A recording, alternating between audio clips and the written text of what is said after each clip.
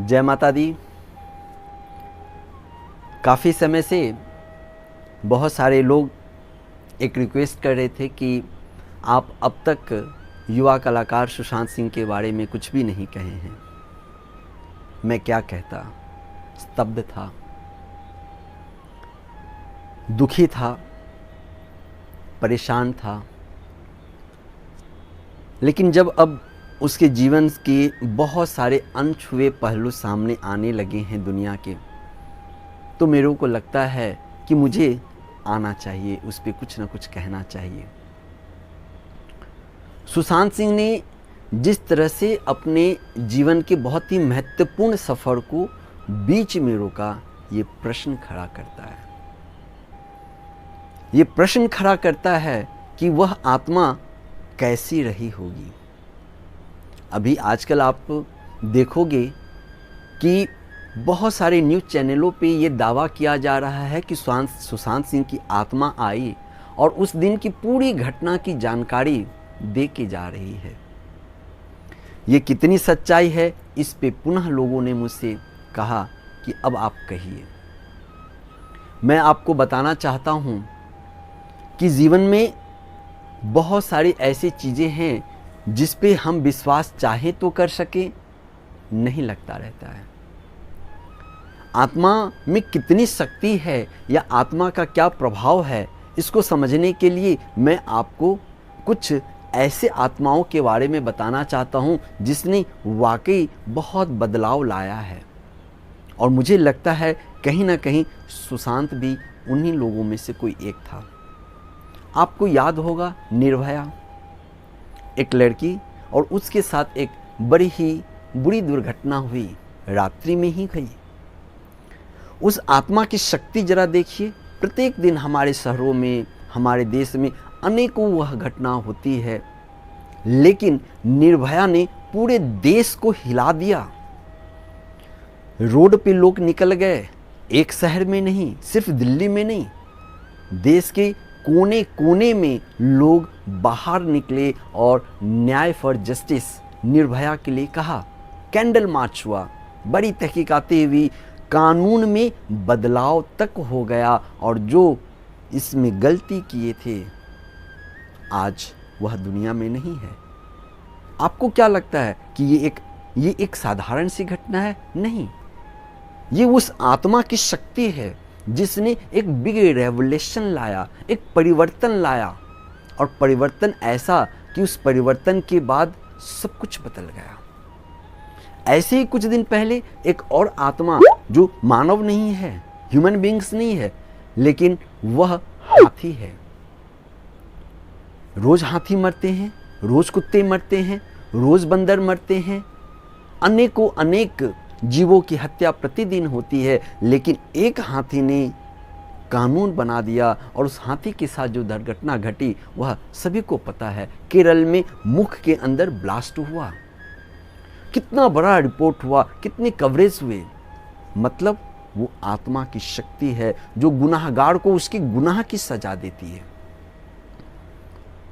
और आज सुशांत जो ऐसे विषय को दुनिया के सामने लेके आया, नेपोटिज्म जैसे विषय पे बोलने की हिम्मत किसी को नहीं थी और उस आत्मा ने सामने लेके आई यह बात को। ये साधारण नहीं है। ये बताता है कि आत्मा की अपनी आत्मिक शक्ति होती है और अपनी आत्मिक शक्ति के बल पे वह कुछ भी कर सकता है।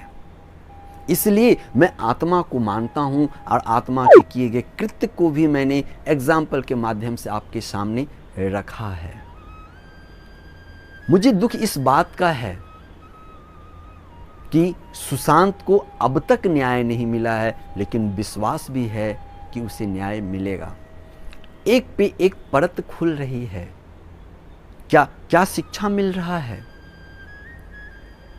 सुशांत की इस यात्रा को अगर हम स्पिरिचुअली एनालिसिस करने की कोशिश करें तो हम देखेंगे कि सुशांत सिंह अपने जीवन में बहुत छोटे समय में बहुत बड़ी सफलता को अर्जित किया।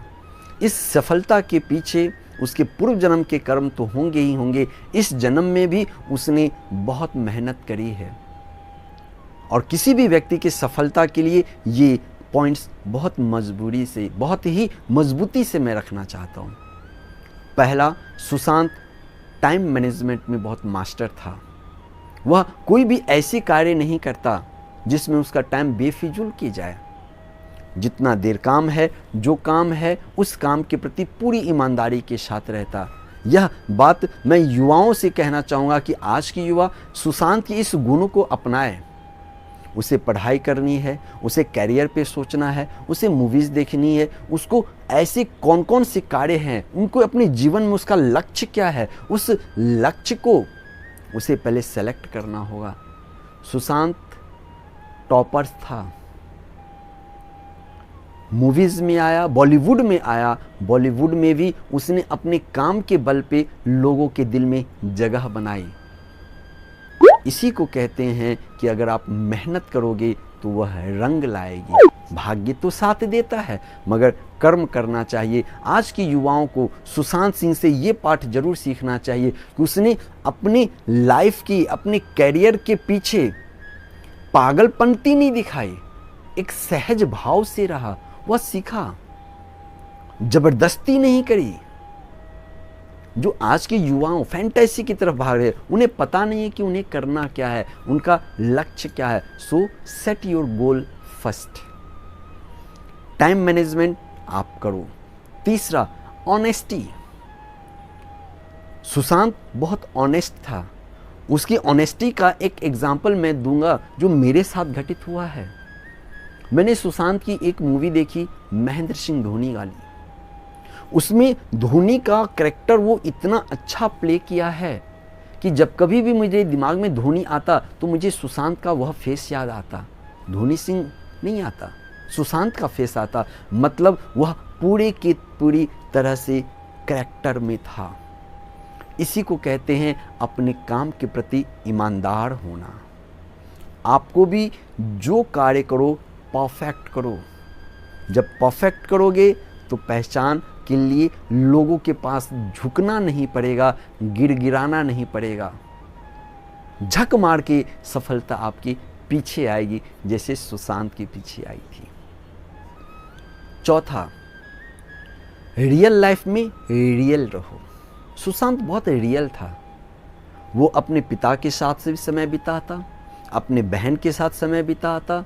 जब उसकी माँ थी तो माँ के साथ समय बिताया, और माँ के साथ बिताए हुए पल उसके जीवन के सबसे अनमोल पल थे। वह अंत समय तक अपने माँ से जो प्रेम था, जो प्यार था, उसको वह व्हाट्सएप के माध्यम से, इंस्टाग्राम पे, ट्विटर पे शेयर करता रहता था। इसलिए वह ईमानदार था रिलेशनशिप में ही। अपनी फैमिली रिलेशनशिप में तो सब कोई ईमानदार रहता है, लेकिन सुशांत अपने फ्रेंड के साथ भी उतना ही ईमानदार था। Natural habits, hobbies. सुशांत बड़ा तो बन गया, बॉलीवुड स्टार तो बन गया, स्टारडम में तो आ गया, लेकिन स्टारडम के लाइट्स में खोया नहीं। वह काम करके आता और उसके बाद घंटों बैठ करके एस्ट्रोनेट की दुनिया में रहता, जो उसकी ओरिजिनल होने का पहचान था। आप भी ओरिजिनल रहें। सुशांत ओरिजिनल था। फिर वह बच्चों के साथ खेलता, गरीबों के साथ पिक्चर्स लेता, सिर्फ पब्लिसिटी के लिए नहीं, वह प्यार करता था। बहुत पैसे उसने गुप्त दान भी किए, मंदिर के लिए, ओल्ड एज होम के लिए, ऑर्फनेज के लिए, लेकिन आज तक कभी इसने किसी भी पेपर्स में, न्यूज़ चैनल पे कभी कुछ कहा नहीं। और आप जब उसकी हरकतों को देखोगे तो वो बहुत मासूम सा लगता है, ओरिजिनल। सबको सम्मान देना। ऑनेस्टी के बाद रिस्पेक्ट अदर्स फीलिंग्स, जो सुशांत के अंदर खूब भरा हुआ था। सुशांत दूसरों की रिस्पेक्ट बहुत करता था। स्त्रियों का रिस्पेक्ट करता, धर्म का रिस्पेक्ट करता, साइंस का रिस्पेक्ट करता, कंडीशंस और एक्शंस का रिस्पेक्ट करता, और अपने वर्क को रिस्पेक्ट देता। इसलिए जितनी भी मूवीज़ आए सुशांत सिंह के, सभी में उसके काम की बहुत तारीफ होती थी, क्योंकि वह ऑनेस्ट था। मेरे दोस्तों, सुशांत ने अपने जीवन में मात्र 32 वर्ष के कैरियर में सब कुछ पाया, नाम, शोहरत, पैसे, और जो उसका आखिरी सफ़र था वह बहुत ही दुखदायक था। अंतिम में वह टूटा हुआ था। लोग डिप्रेस कहते हैं कि वह डिप्रेशन में चला गया था।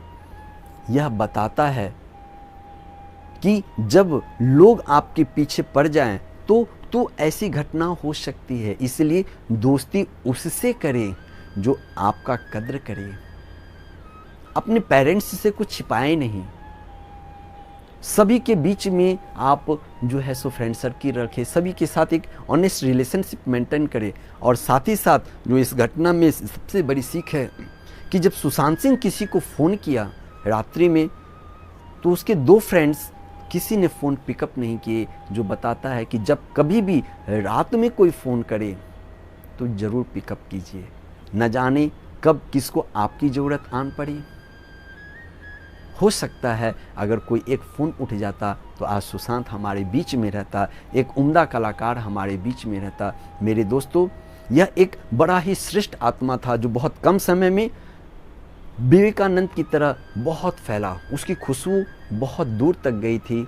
मैं चाहता हूँ कि सुशांत को न्याय मिले और ये ऐसी आत्मा है जो सबको परिवर्तन लाएगा। आप देखेंगे बॉलीवुड में एक बिग परिवर्तन होने वाला है, एक बड़ा परिवर्तन होने वाला है। नए लोगों को अवसर दिलाएगा सुशांत, नए काम लेके आएगा और दुनिया में खुशियाँ को लेके आएगा। पुरानी धारणाओं को वह तोड़ कर जाएगा। इसी के साथ मैं सुशांत पे एक और कड़ी लेके आऊँगा, तब तक जब तक कि उसके जीवन से जुड़े हुए कुछ और पहलू हमारे सामने नहीं आते।